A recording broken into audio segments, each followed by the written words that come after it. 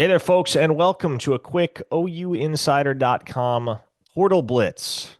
Yesterday was day one of the transfer portal officially opening. Obviously, it's always open to graduate transfers, but for players that haven't graduated from their institution, yesterday was the first day that they could enter the transfer portal and begin to officially seek a new destination. Oklahoma has lost many a player in the last 36 hours to the transfer portal, Yep. and they are in the market for many more as they look to turn over their roster and field a winner in 2025. I'm Parker Thune. That's Brandon Drum. And Brandon, as we discuss who is out there that Oklahoma is pursuing, you got to start with a guy that was on campus yesterday, an Indiana wide receiver, Donovan McCulley. He was in the portal Yep. last year. The Sooners made a run at him. He ultimately decided to stay at Indiana, got back in the portal less than a year later. And here is OU pretty well positioned, I might add, to potentially bring in his commitment here soon. Yeah. The weird part about the Macaulay situation is, I mean, let's be frank with it. He barely played this year, right? I think he played in how many games? Three, Three I games. believe, and he decided to portal. He didn't have a lot of yardage this year. I can't remember, did he get hurt? Was that kind of what kick started this whole deal? Do you remember correctly if he got hurt or not? I am. I'm kind of vaguely familiar. I feel like he did, but He was very productive for Indiana in oh my 2023. gosh, man. He was for Jalil Farouk productive. If people want to like put in perspective as far as his production and numbers, Jalil Farouk and Nick Anderson, that's the production that he put up at Indiana before this season. So in many So ways, you have a guy that is akin to Nick Anderson in the sense that he had a productive 2023 season and spent the vast majority of 2024 on the sidelines. yeah, essentially yes. And now, granted, we can't really. I don't remember if he got injured or whatever. I'd have to go deep dive into that. I'm gonna assume he did, just because it would be weird that somebody that had that type of production just all of a sudden just disappears without having an extenuating circumstance. But that, whatever the case may be, he's been productive. Oklahoma loved him. Michigan loves him right now. Those are the programs that are pushing really hard for him. Oklahoma's in a really good spot. He visited yesterday. Seems to have Oklahoma seemed to put a really strong foot forward. They're gonna throw it. We just literally talked to a source before we got on here. They're throwing hordes of money at quarterback and wide receiver because everybody in the Switcher Center knows if they don't get those two spots right, they're probably looking for jobs elsewhere after the season. And So, to that point, as we look ahead to the bowl game for Oklahoma, five scholarship wide receivers set to be available: Brennan yep. Thompson, KJ Daniels, Zion Raggins, Zion Kearney, and Ivan Carrion. That's it. You also have walk on true freshman extraordinaire Jacob Jordan that's going to be heavily in the mix. But the point remains there's not a lot in the stable for Oklahoma at receiver as it is. A guy that you've reported on extensively over the last several days, Brandon, is Arkansas transfer Isaiah Satania. Not a size guy, and obviously that's something OU is seeking, but you lose somebody like Jalil Farouk, for instance, who Yeah. got in the transfer portal earlier today. You want to do your best to replace a guy like that one for one. And by no means is Satania a carbon copy of Jalil Farouk, but somebody that has similar ability in the open field with the ball in his hands. He's fast. Again, very similar.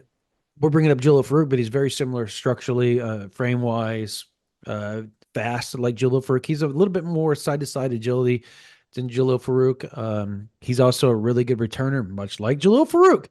So you can kind of see where things are going. What I will say this is that Oklahoma, before they actually, I think they dive into the Satania thing, I think you're going to see them really nail down the two outside receivers that they probably have to get. No, not probably, that they have to get. They need to get two big receivers. So you're looking at Macaulay, and then potentially, Reginald, Virgil, and then Satania is kind of your slot guy that you would like to nail down. And then with what they have coming in the 2025 class, what they have returning, you feel like that's a good enough stable of receivers that you should be more than competitive in the SEC as far as that goes and with depth. So maybe they take a fourth receiver. That's potential. I would probably say Jaron Bradley is up for debate there as well. Former Texas Tech superstar, went to Boston College. They ran the ball way a lot this year, much like Oklahoma. And so he's looking to go to a place that has a quarterback. And Oklahoma's selling Parker. Oklahoma is selling wide receivers, like almost telling them, we will have a quarterback. We will have a quarterback. One way or the other, we will have a certified dude that's going to get you the ball. And with Ben Arbuckle as the OC, the stuff I'm hearing back is that receivers believe it. The proof is in the pudding. He's done it time and time again. So I think there's a lot of belief on almost, like sometimes what you can't see, you got to believe in. And that's kind of where they're at right now. On the offensive line, four key names to know so far. Last night, Oklahoma offered Western Carolina offensive tackle Derek Yeah. Simmons. They have offered Rice offensive tackle Ethan Onianwa. They have offered Stanford offensive tackle Luke Baklenko, and he has set a visit. Yep. And one of the more interesting portal recruitments that's worth tracking if you're an Oklahoma fan will be that of North Texas freshman All-American center Tyler Mercer, who has family ties to OU and was very nearly offered by the Sooners a season ago before ultimately signing with UNT after coming up bone dry. No P4 offers to speak of when the cycle wrapped, despite the fact that Oklahoma and others were kicking the tires. So is it as simple as one inside guy, one outside guy for Oklahoma on the O line, do you think? Maybe a third. I think uh, if I'm Oklahoma, I try to go for three. I mean, best case scenario, you go for three. I'll let you say the names of the guys just because outside of Walker, I will butcher them like no other. So the Rice, Onwa, is that how you say it? Onianwa. Onionwa. I think Oklahoma feels fairly decent there. I think they are pushing hard for that. I would venture to guess at a visit's going to happen fairly soon there. Um, Walker, almost instantaneously, both you and I started texting the second that happened, and we're like, yeah, that's pretty much Oklahoma is where that thing seems to be trending like almost automatically. Freshman All American. And I know you look at the North Texas thing fans do, and they're like, oh gosh, North Texas. Let's us remind you that your most consistent off healthy, most consistent, I want to adjective healthy offensive lineman this season was Fabici Wewu. So he's from North Texas. He was a former freshman All American. I believe he redshirted though, correct? Was he a He did. redshirt freshman? Tyler So like Mercer there's did not. and yeah, he did. Like Mercer showed up and he was a dude from the get-go. You need a backup center.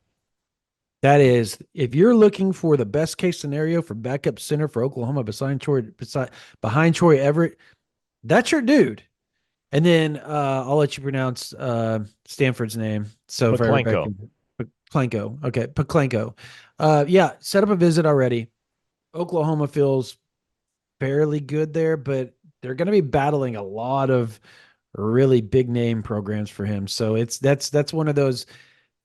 If you remember the Walter Rouse recruitment, and everybody remembers how everybody was on pins and needles or biting their nails for that one, I would imagine that one's going to play out very similar to that. Would you not agree with that? I would.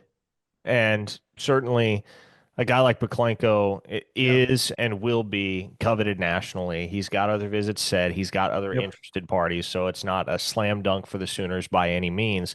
But this is certainly where having a guy like Walter Rouse in your alumni Rolodex helps That because played he can help together, right? and he can help sell Baklenko on the exact same path Yep. that he took. Yep. And they play together, right? They cross paths They pretty would much have. throughout. Yes. Now, So good. now, a couple other names to note here as we move on to the defensive secondary to wrap up. Kendall Daniels, safety slash Mm-hmm. linebacker from Oklahoma State in the portal as of yesterday. A couple corners, Alabama cornerback Jalil Hurley and Washington State cornerback Ethan O'Connor. All worth tracking moving forward for OU fans. Yeah, I think O'Connor feels. I mean, that one almost instantaneously was very similar as well. Um, I'll let you talk about the Alabama cornerback, but I'll go with the Jaden Dan or the Kendall Daniels situation. Look, The second he got in the portal, it was almost instantaneous that Oklahoma was linked to him. You also see the movement of Deshaun McCullough, who is almost body frame, everything super similar to Kendall Daniels. Kendall Daniels obviously more productive in college. People want to look back what he did at Oklahoma State last year, and they're going to say, well, he had a down year. Everybody played like crap for Oklahoma State last year, and it had more to do with the coaches than it did the players. So let's squash that right here, right now. There's a reason why Mike Gundy fired everybody. Um, on top of that, like he fits the system. If you're looking for a cheetah extraordinaire and you're worried about Kendall Dolby and what he might be after his injury, even if it was just a very simplistic surgery, everything's going to be good to go, all of that, whatever. You still want somebody with some size, somebody that can blitz, somebody that has that type of ability to move into that cheetah slash linebacker position, or even just play linebacker like he did at Oklahoma State. So there's a lot to like there. I think Oklahoma will start pushing there, and they've already made contact. So there's that. And we'll see where it goes. But if Oklahoma does push, he loved Clemson out of high school when Brent Venables was there. He liked Oklahoma. Those are now combined together. So we'll see where that goes.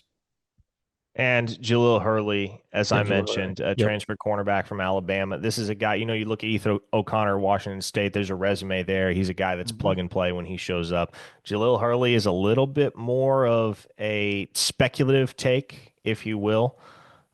You're throwing a dart at a kid that was a former top 100 prospect in the 2023 class. He's a redshirt freshman right now, plenty of ball ahead of him, but hasn't done nearly as much as a guy like Ethan O'Connor. So going to be interesting to see which of those two corners OU really prioritizes and locks in on moving He forward. And has it, the name Alabama, right? Like, that's what fans want to see more than the Washington State, even though obviously one's more plug and play. Could you want to elaborate on that a little bit? Why you feel that way, just real quick?